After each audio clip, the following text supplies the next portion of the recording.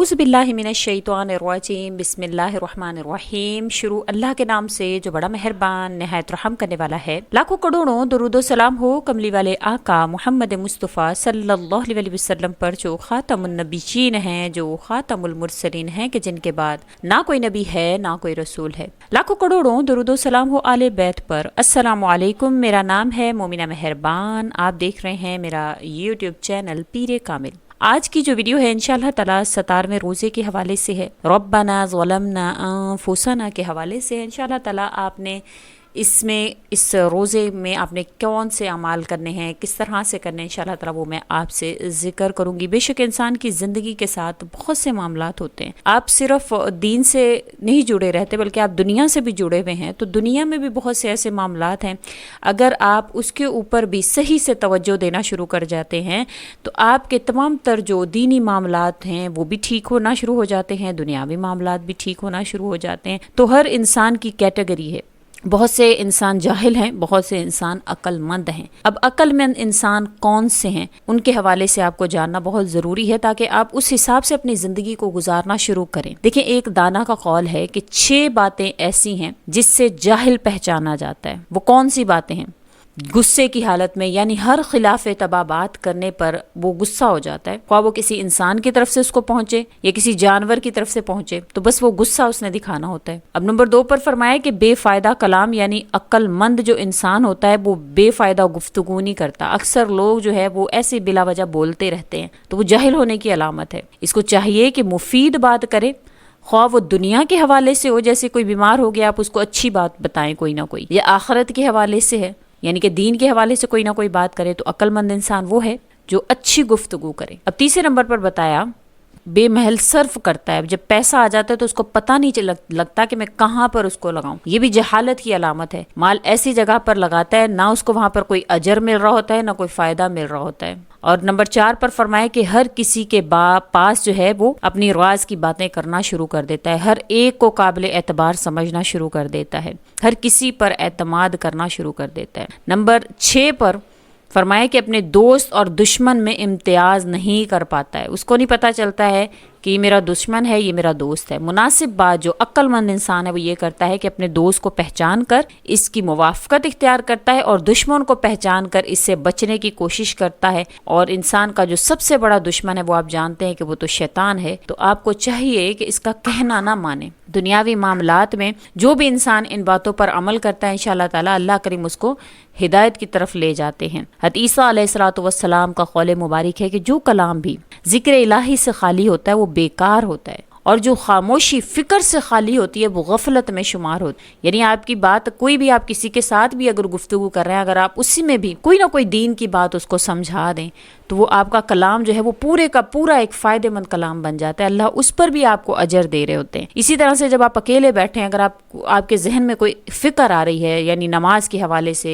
اذکار کے حوالے سے، دنیا کے حوالے سے، کسی کی مدد کرنے کے حوالے سے، تو وہ بھی آپ کا انشاءاللہ تعالی وقت جو ہے وہ اللہ تعالیٰ اس کو قیمتی بنا دیتے ہیں۔ جو نگاہ عبرت سے خالی ہو، فرمایا کہ وہ فضول ہے۔ کسی کو دیکھ کر کسی کے اوپر حالات آ رہے ہیں، آپ اس کو جج کرتے ہیں، آپ دیکھتے ہیں کہ اس کے اوپر یہ حالات کیوں آ رہے ہیں، تو آپ اس سے کوئی نہ کوئی عبرت لیتے ہیں۔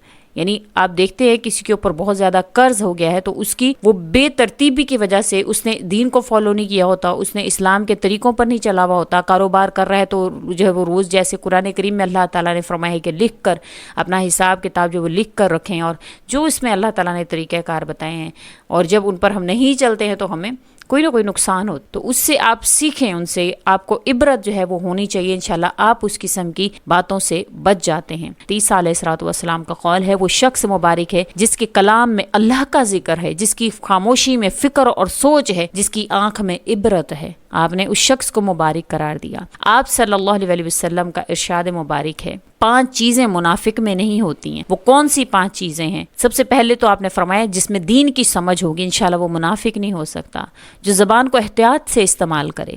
نمبر 3 چہرے کا تبسم، یعنی مسکرا کر ملے ہر ایک کو۔ نمبر 4 قلب کا نور۔ نمبر 5 مسلمانوں سے محبت، یعنی کہیں پر بھی کسی مسلمان کو کوئی تکلیف پہنچے تو اس کو بھی جو وہ تکلیف پہنچے۔ یہ منافق کی علامت نہیں، یہ مومن ہونے کی علامت ہے۔ اللہ کریم ہم سب کو جو ہے وہ توفیق عطا فرمائیں کہ ہم ان باتوں پر عمل کریں اور اپنی جو دین اور دنیا دونوں کو کامیاب کرنے میں اللہ کریم کے ساتھ جو ہیں وہ کوئی نہ کوئی اچھے اعمال کرتے رہیں۔ لقمان حکیم نے اپنے بیٹے کو یہ بات سمجھائی کہ بیٹے، جو آدمی برے آدمی کا رفیق بنتا ہے اسے سلامتی نہیں ملتی۔ ہم یہ نہیں دیکھتے، ہم بس یہ دیکھتے ہیں کہ اس کے پاس مال و دولت کیا ہے، لیکن اس کی صحبت کیا ہے، وہ کیا اعمال کر رہا ہے، ہمیں اس سے کوئی غرض نہیں ہوتا۔ اور آپ نے فرمایا جو بری جگہ پر جاتا ہے وہ بدنام ہوتا ہے۔ جب باقیوں پر کوئی مسئلہ ہوتا ہے تو آپ، ظاہری سی بات ہے، جس صحبت میں آپ بیٹھ رہے ہیں آپ کو بھی ویسے ہی شمار کیا جائے گا۔ جو زبان کی حفاظت نہیں کرتا، فرمایا وہ نادم ہوتا ہے۔ نبی کریم صلی اللہ علیہ وسلم کا ارشاد ہے، وہ شخص مبارکباد کے لائق ہے جو اپنی زبان کی حفاظت کرتا ہے اور گھر کی چار دیواری میں رہتا ہے اور اپنی خطاؤں پر روتا رہتا ہے۔ تو آج کا عمل ربنا ظلمنا انفسنا کے حوالے سے، اور ہم نے اپنی جانوں پر اسی طرح سے ظلم کیا کہ ہم نے اپنی جانوں کو ان اعمال کے ذریعے سے ظلم کیا۔ ہماری جان کا ظلم تو اپنی جان کے اوپر تو یہی ہے کہ ہم نے فضول باتوں میں اپنے آپ کو لگا لیا، عبادت کے علاوہ بھی۔ تو انشاءاللہ تعالیٰ آپ 17ویں روزے کے دن یہ آپ نے تسبیحات وغیرہ جو ہیں، جو انشاءاللہ میں آپ سے ذکر کری ہوں، آپ نے اس کو کرنا ہے۔ یہ دوسرا عشرہ ہے، مغفرت کا عشرہ ہے، اس کا بھی اختتام ہو رہا ہے۔ استغفار کی بھی کثرت کریں اور ان اعمال کی بھی کثرت کریں۔ انشاءاللہ تعالیٰ آپ کا لمحہ اللہ کریم قیمتی بنا دیں گے۔ یہ وہ اعمال ہیں انشاءاللہ جس کے کرنے سے آپ کو دونوں جہانوں کی بھلائیاں اور خیریں ملیں گی۔ آپ نے بعد نماز فجر 3 مرتبہ یہ دعا پڑھنی ہے، ربی انی ظلمت نفسی فاغفر لی، یہ آپ نے پڑھنی ہے 3 مرتبہ۔ بعد نماز ظہر آپ نے 11 مرتبہ پڑھنا ہے، یغفر اللہ لکم وہو ارحم الراحمین، اس کو آپ نے پڑھنا ہے 11 مرتبہ۔ بعد نماز عصر 3 مرتبہ آپ نے پڑھنی ہے، رب اغفر لی ولوالدی ولمن دخل بیتی مؤمنا وللمؤمنین والمؤمنات ولا تزد الظالمین الا تبارا، اس کو آپ نے پڑھنا ہے 3 مرتبہ۔